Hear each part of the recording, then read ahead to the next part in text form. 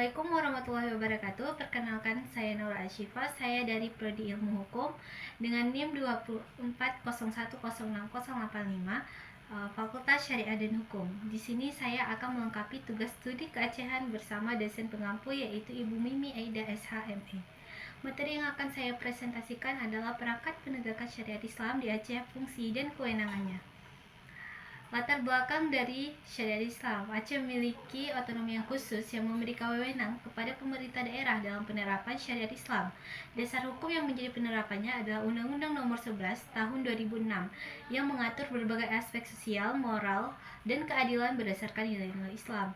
Tujuan utama dari penerapan ini adalah untuk menciptakan ketertiban sosial dan keadilan masyarakat. Selain itu, pentingnya sinergi antar lembaga penegak hukum dalam implementasi syariat Islam tidak bisa diabaikan. Setiap lembaga mulai dari wilayatul hisbah atau WH hingga ke mahkamah syariah memiliki peran dan tanggung jawab yang spesifik dalam menjaga dan menegakkan hukum syariat. Terlebih, kolaborasi dan yang efektif antar lembaga sangat diperlukan untuk mencapai tujuan bersama dalam menciptakan masyarakat yang berlandaskan pada nilai-nilai keislaman dan keadilan sosial. Yang pertama ada lembaga Wilayatul Hisbah. Wilayatul Hisbah atau biasa disingkat dengan WH merupakan salah satu perangkat utama dalam penegakan syariat di Aceh. Secara historis, lembaga ini muncul sebagai bagian dari upaya Aceh untuk menerapkan hukum Islam secara komprehensif di tengah masyarakat. Struktur organisasi Wilayatul Hisbah dirancang mencakup wilayah Aceh dari provinsi hingga ke kabupaten atau kota dan kecamatan.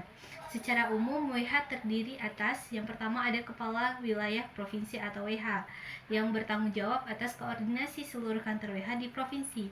Yang kedua ada Kepala WH Kabupaten Kota yang mengawasi pelaksanaan tugas di tingkat lokal dan berkoordinasi dengan pemerintah daerah serta instansi terkait. Yang ketiga, ada petugas lapangan atau unit pengawasan yang bekerja langsung di masyarakat melakukan patroli, penyuluhan, dan tindakan administratif. Nah, tugas dan fungsi WH yang pertama ada fungsi pengawasan, yang dimana WH itu bertugas mengawasi seluruh aktivitas publik yang berkaitan dengan pelaksanaan syariat. Contohnya, memantau tempat usaha agar tidak menjual minuman keras atau melakukan praktek perjudian, serta mengawasi pergaulan muda-mudi untuk memastikan kesopanan dan kesusilaan. Yang kedua, memeriksa kegiatan publik seperti pesta atau acara sosial agar tidak melanggar norma syariat. Yang kedua, ada fungsi pembinaan. Selain mengawasi, WH juga memiliki peran membina masyarakat agar lebih memahami dan menghormati hukum syariat, seperti penyuluhan rutin di desa atau kelurahan mengenai pentingnya mematuhi hukum Islam, pelatihan bagi tokoh masyarakat dan guru agama agar dapat menanamkan nilai-nilai moral.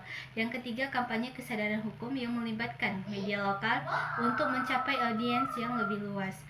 Yang ketiga, ada fungsi penegakan. Fungsi penegakan WH mencakup tindakan administratif terhadap pelanggaran ringan. Petugas WH dapat memberikan teguran lisan atau tertulis kepada pelanggar. Yang kedua, melakukan pembinaan langsung di tempat kejadian, serta mengajukan kasus ke kepolisian atau mahkamah syariah jika pelanggaran bersifat pidana atau kompleks. Yang kedua itu ada Lembaga Kepolisian Aceh. Lembaga Kepolisian Aceh memiliki posisi strategis dalam sistem penegakan hukum di provinsi, terutama dalam konteks pelaksanaan syariat. Keberadaan Kepolisian Aceh juga tidak hanya sebagai aparat keamanan publik ya, tetapi juga sebagai garda terdepan untuk menangani tindak pidana yang berkaitan dengan pelanggaran hukum syariat, mulai dari kasus perjudian, minuman keras, hingga kekerasan yang berhubungan dengan norma agama. Kepolisian Aceh memiliki struktur hierarkis yang memungkinkan pelaksanaan tugas secara menyeluruh di seluruh provinsi, dari tingkat provinsi hingga ke kecamatan. Struktur utamanya itu ada Kapolda Aceh, Kapolres atau Kepala Kepolisian Resor, dan yang ketiga ada Kapolsek atau Kepala Kepolisian Sektor. Yang Kapolsek ini biasanya bertugas di tingkat kecamatan yang menangani pengawasan langsung dan interaksi dengan masyarakat. Nah, tugas dan fungsi kepolisian memiliki fungsi yang kompleks, tidak hanya menjaga keamanan umum tetapi juga penegakan hukum syariat. Secara rinci, tugas dan fungsinya itu meliputi fungsi penegakan hukum kepolisian yang melakukan penyelidikan terhadap kasus yang dilaporkan oleh masyarakat atau WH, menangkap pelaku tindak pidana syariat sesuai dengan prosedur hukum, menyita barang bukti yang berkaitan dengan pelanggaran syariat, misalnya minuman keras, alat perjudian, atau bukti tindak asusila. Yang kedua itu ada fungsi perlindungan dan pengayoman. Selain penegakan hukum, kepolisian juga berperan melindungi masyarakat dan memberikan rasa aman. Hal ini sangat penting karena penegakan syariat sering berhubungan dengan isu moral yang sensitif. Dan masyarakat perlu merasa aman untuk melaporkan pelanggaran. Yang ketiga itu ada fungsi koordinasi lintas lembaga kepolisian, yang dimana Aceh harus bekerja sama dengan berbagai lembaga seperti WH, Kejaksaan, dan Mahkamah Syariah. Selanjutnya ada Kejaksaan Aceh. Kejaksaan Aceh merupakan lembaga yang memiliki peran strategis dalam sistem penegakan syariat Islam di provinsi ini. Keberadaan Kejaksaan Aceh tidak hanya terbatas pada penegakan hukum pidana nasional, tetapi juga memiliki kewenangan khusus untuk menuntut kasus yang terkait dengan pelanggaran syariat. Hal ini menjadikannya ujung tombak dari proses hukum setelah penyelidikan oleh Wilayatul Hisbah dan Kepolisian di Aceh. Kejaksaan Aceh memiliki struktur organisasi yang dirancang untuk memaksimalkan efisiensi dan akuntabilitas dalam penanganan kasus syariat. Struktur utamanya itu meliputi Kepala Kejaksaan Tinggi Aceh, ada Kepala Kejaksaan Negeri, ada Jaksa Penuntut Umum, dan ada unit khusus syariat. Itu unit khusus syariat dibentuk untuk menangani kasus yang berkaitan dengan zina, minuman keras, perjudian, dan pelanggaran lain yang diatur di dalam Konten Aceh. Selanjutnya itu ada tindak pidana. Kejaksaan Aceh memiliki tanggung jawab utama dalam menuntut pelanggaran hukum dan memastikan keadilan dan menjaga integritas sistem hukum melalui proses hukum yang adil dan transparan. Kejaksaan Aceh juga bertugas untuk mengawasi eksekusi hukuman, memastikan bahwa sanksi yang dijatuhkan oleh Mahkamah Syariah itu ditetapkan dengan benar sesuai dengan ketentuan hukum. Selain itu juga Kejaksaan Aceh menyediakan pendidikan hukum kepada masyarakat dengan tujuan meningkatkan pemahaman tentang syariat Islam dan hak-hak hukum mereka dalam konteks sosial. Tantangan utama dalam menghadapi kejaksaan adalah kurangnya rekomendasi hukum yang jelas yang dapat mempengaruhi efektivitas penegakan hukum dan kepercayaan publik terhadap sistem peradilan. Selanjutnya itu ada Mahkamah Syariah.